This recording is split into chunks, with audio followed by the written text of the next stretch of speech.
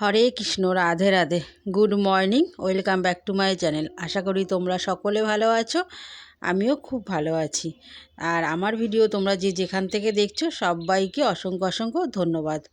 তো দেখো, আমার গোপু সোনাকে ঘুম থেকে তুলে গোপু সোনার বিছানা গুছিয়ে একদম রেডি করে বাবুটাকে বসিয়ে দিয়েছি। তো দেখো, আমার বাবু সোনা একদম বাবু সোনার মতন বসে আছে, নতুন সোয়েটার আর টুপি পরে। তার দিদুন নিয়ে এসেছিলো, আগের দিন তোমাদের ভিডিওতে দেখিয়েছি। আর দেরি করা আজকে আর একদম দেরি করলাম না। তো সকাল সকাল আমার বাবুকে নতুন সোয়েটার টুপি পরিয়ে দিলাম। তো কি বলো তো বন্ধুরা, নতুন জামা কাপড় দেখলে যেমন আমার গোপু সোনার মাও যেরকম দেরি করে না, তো আমার গোপু সোনাকে পরাতেও আমি দেরি করলাম না। তো এটা কিন্তু আমার, জানো তো, খুব নতুন জামা কাপড় দেখলে আগে পরবো। তো মা যখন আগে পরবে, তো ছেলেকে কেন বাদ দিয়ে রাখবো, তাই না? তো তার জন্য তাড়াতাড়ি করে আমার সোনাকেও সকাল সকাল নতুন সোয়েটার পরিয়ে বসিয়ে দিলাম। তো কেমন লাগছে আমার সোনাকে দেখো, নতুন সোয়েটার আর টুপি পরেছে। আর এই যে বসার জন্য যে পদ্ম ফুলটা নিয়ে এসেছিলো দিদুন, তো সেটাতে বসিয়ে দিলাম সোনাকে আজকে।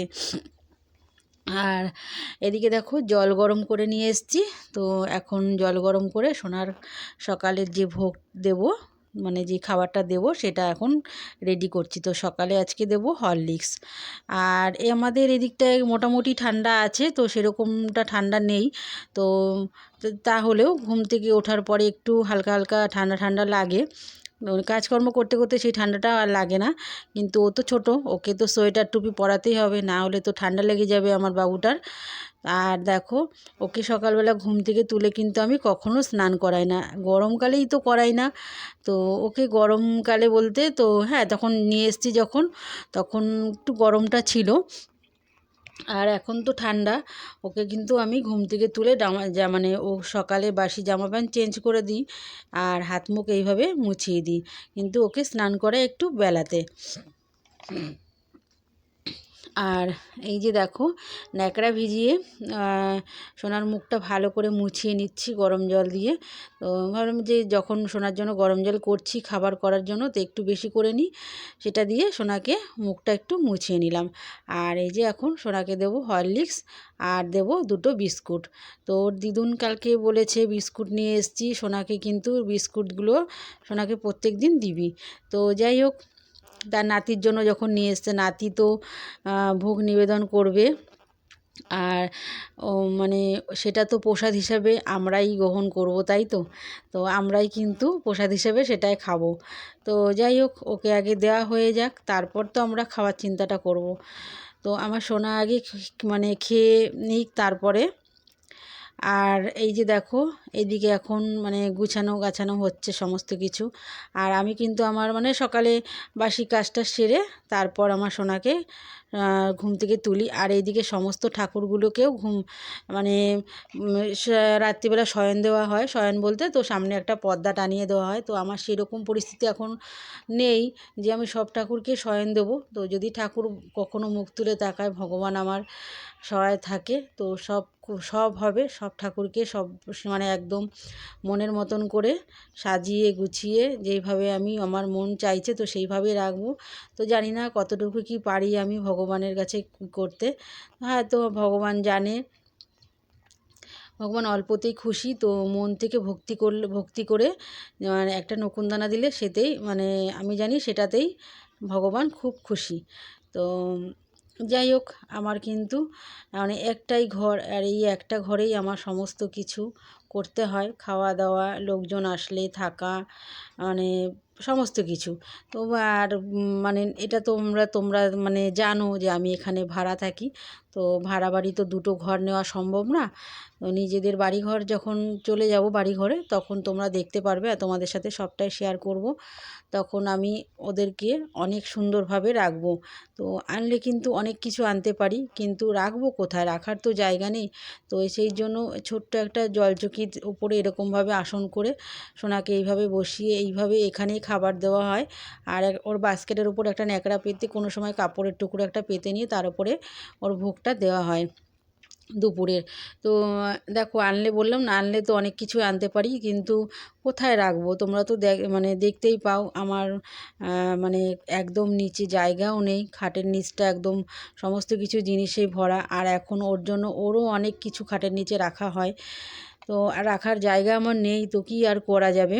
তো যাই হোক, ওই যে বললাম, ভগবান যদি সহায় থাকে, আমার পাশে থাকে, তো সমস্ত কিছুই হবে আর সবটাই তোমরা দেখতে পারবে। তো এইদিকে তো আমার গোপু সোনার সমস্ত কিছু কাজকর্ম কমপ্লিট হয়ে গেল। আর এইদিকে দেখো এই দুইজনে মিলে দেখো কি করছে। একজন দেখো ফোন দেখছে, আর আরেকজন দেখো ঘুম থেকে উঠেই মাথা আঁচড়ায়নি, তো মা কি দেখছে সেটা। মা আসলে দেখো বাড়িতে থাকলে আমরা কি সময় পাই না, তো কোথাও গেলে কিন্তু একটু আমরা ফোনটা মানে মনোযোগ দিয়ে আমরা কিন্তু একটু বেশি ফোনটা দেখা হয় আমাদের। বাড়িতে কাজ করতে করতে কিন্তু সময়টা পাই না। তো সেরকম মার ক্ষেত্রেও সেরকম, মা বাড়িতে থাকলে কাজবাজ করে, মা সময় পায় না। আর এই যে আমার সোনাকে খাওয়ানো হয়ে গেল, একদম হাত মুখ মুছিয়ে নিলাম। তো মুছিয়ে এই যে সোনার খাবার কিন্তু কমপ্লিট হয়ে গেছে, তো সব কিছু নামিয়ে আর এই পাশে মানে বাটারটা শুধু দেওয়া রয়েছে। আমার সোনা কিন্তু বাটার খুব ভালোবাসে, মাখন যেটা বলে। আর এই যে জামা প্যান্টগুলো মানে সকালবেলায় ছাড়িয়ে নিয়েছি, বাসিগুলো, এগুলো তো ধুয়ে দিতে হবে। আর বাসি জামা কাপড় না ধুয়ে কিন্তু কখনো ওকে পরানো যায় না। তো ওই দিকটা দেখো, আমি ওই দিকের কাজ করছি বলে মা কিন্তু এইদিকে মার কাজ দেখো করে কমপ্লিট করে নিচ্ছে, দেখছো? এই হচ্ছে মায়েরা কিন্তু সবসময় ছেলে মেয়েদের মানে কিভাবে যত্নে রাখবে, কিভাবে কি করবে, সেটাই কিন্তু মায়েরা করে চেষ্টা করে। তো দেখো সব সবজি মানে কাটাকাটি করে নিয়েছে। মায়ের সেরকম শরীরটা ভালো না, তবুও মানে বসে থাকবে না।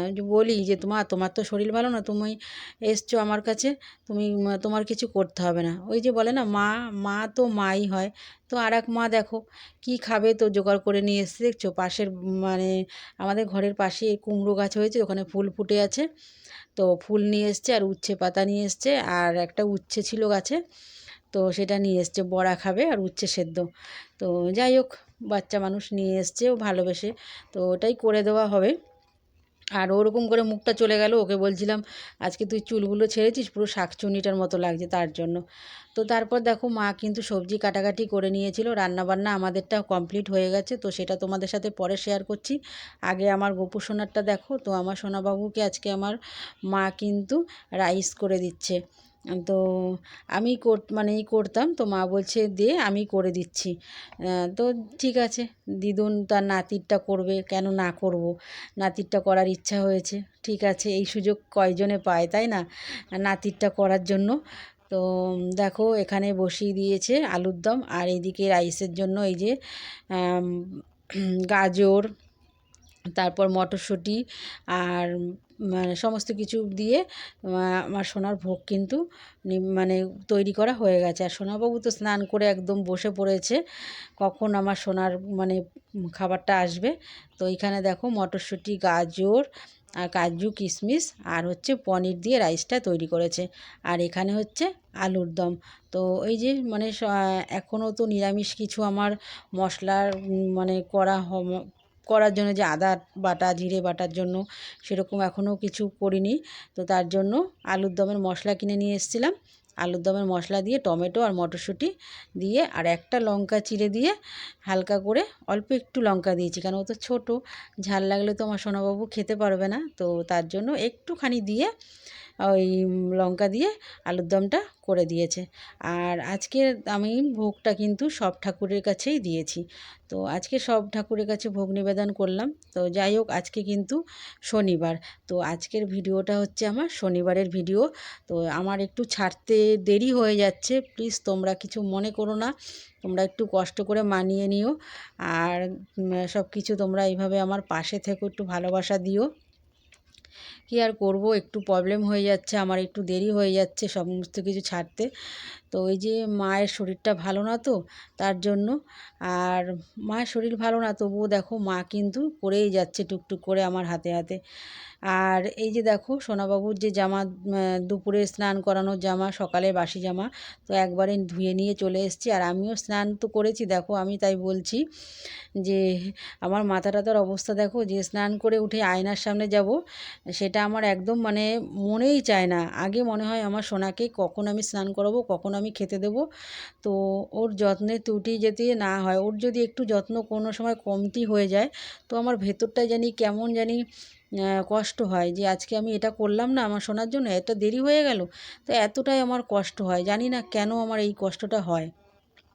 তো মায়েদের মনে হয় এরকমই কষ্ট হয়, তো জানি না। তো দেখো সমস্ত কিছু ওর জামা প্যান্টগুলো ধুয়ে মেলে দিচ্ছি।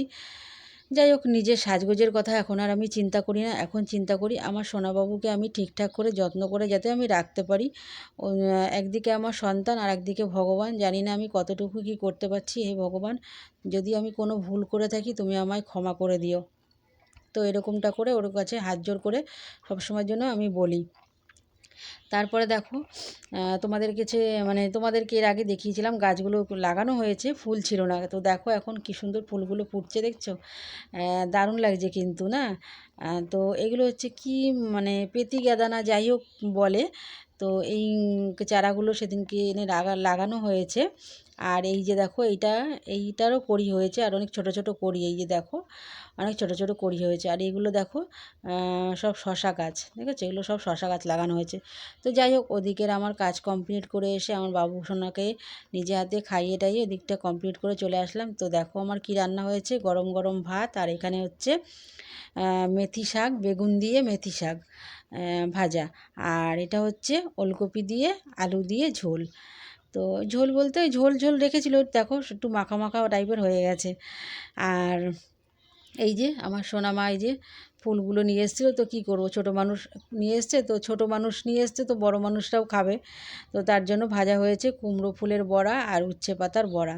আর ওখানে তো ভাত তোমাদের দেখিয়ে দিলাম, ভাতে গরম গরম ভাত, তো ভাতে উচ্ছে ভাত মানে উচ্ছেটাও দেওয়া হয়ে গেছিলো সেদ্ধ ভাতে।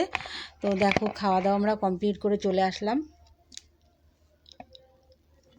এই যে খাওয়া দাওয়া করে চলে এসেছি, আর মা শুয়ে পড়েছে একটু। তো ওই যে বললাম না, মায়ের শরীরটা সেরকম ভালো না, চলে মনের জোরে, জানো তো বন্ধুরা, মা একদম মনের জোরে না, প্রচুর মনের জোর, প্রচুর মনের জোর। তো যাই হোক, আরেকজন দেখো ফোন দেখছে। তো দিলাম একটু লেবু আর পুজো দিয়েছিল সেই ফল, তো বললাম তোমরা এখানে খাওয়া দাওয়া করো, আমি একটু ছাদে যাব।